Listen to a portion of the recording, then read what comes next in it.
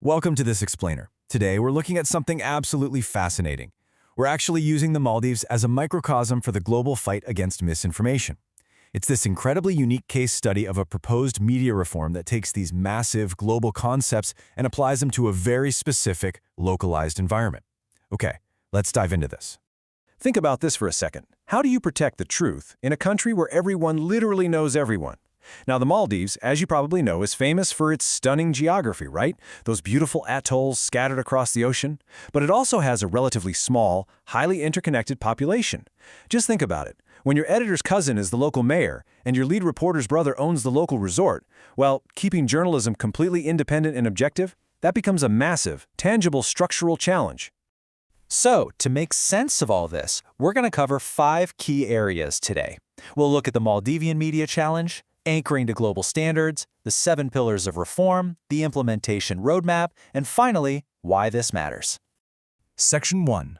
The Maldivian Media Challenge. Understanding the Paradox. Now, what's really interesting here is this stark contrast. In a perfect world, ideal democratic media is independent, it's highly objective, and it creates a perfectly informed public. That's the dream. But the Maldivian reality is a bit different. Because of those close social networks we just mentioned, there's kind of this constant breeding ground for conflicts of interest. Add to that a rapid explosive growth in online media, and you've basically got a perfect storm driving misinformation. Digging a bit deeper into these structural vulnerabilities, we see 3 major issues. First up, political polarization heavily affects editorial independence. Second, there's severe financial fragility. When media houses struggle just to survive financially, the reliance on political or commercial influence simply skyrockets. And third, there's a really limited investigative capacity, which drastically reduces the public's ability to oversee their own institutions. So looking at all that, it's clear that a modernized framework is absolutely essential here to protect citizens' rights to accurate information and honestly to build a real resilience against this kind of influence. Which brings us to Section 2, anchoring to global standards, the global framework for local reform. The beauty of this proposal is that the Maldives isn't trying to just, reinvent the wheel. They're looking to universal, recognizable, democratic ideals. Seek truth and report it. That's from the Society of Professional Journalists Code of Ethics. And this brilliantly illustrates exactly what the core mission is. It's all about taking universal principles, things like minimizing harm, acting independently, being accountable, and directly applying them to the local landscape. To pull this off, they're bringing in the heavy hitters. They draw on the International Federation of Journalists for truth and fairness. They use the Ethical Journalism Network for accountability. Crucially, they adopt the Trust Project's strict rules for transparency, things like 8 specific indicators, including ownership transparency and methodology disclosure. And finally, UNESCO's media development indicators for sustainability and plurality. So it's essentially a global greatest hits toolkit deliberately deployed to solve a local crisis.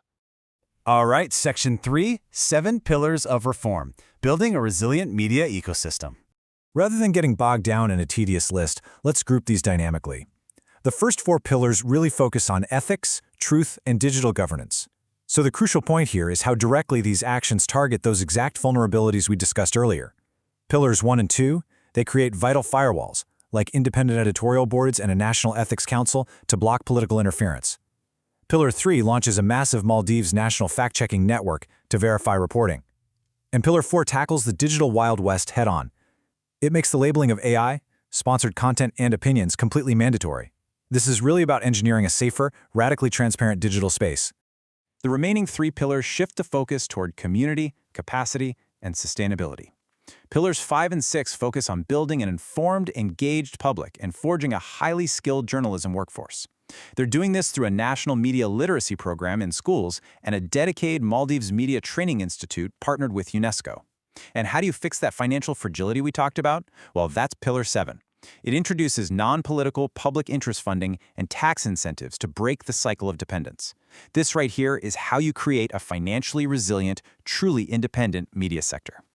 Moving on to Section 4, the implementation roadmap, a 36-month timeline to transformation.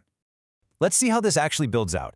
The proposal lays out a highly structured 36-month timeline, nicely broken into 3 phases. Phase 1 is the foundation. That's the first 6 months.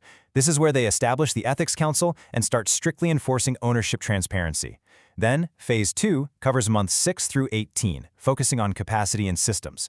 This is the massive launch phase for the fact-checking network and those national school literacy programs.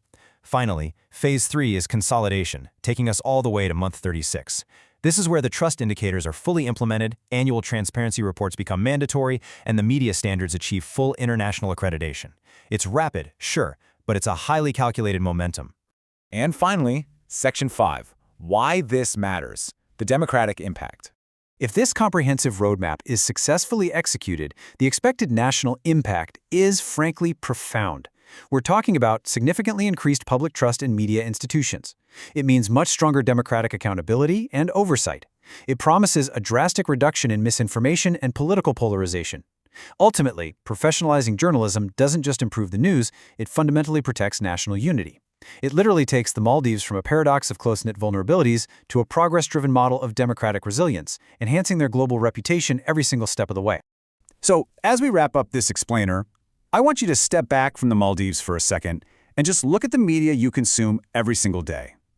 Are these trust indicators, these strict ethical guardrails, and this level of absolute transparency something every single nation should aggressively adopt? In an age where misinformation spreads like wildfire, perhaps the Maldivian blueprint isn't just some local solution, but a universal necessity. Thank you for learning with us today, and I'll leave you to ponder that thought.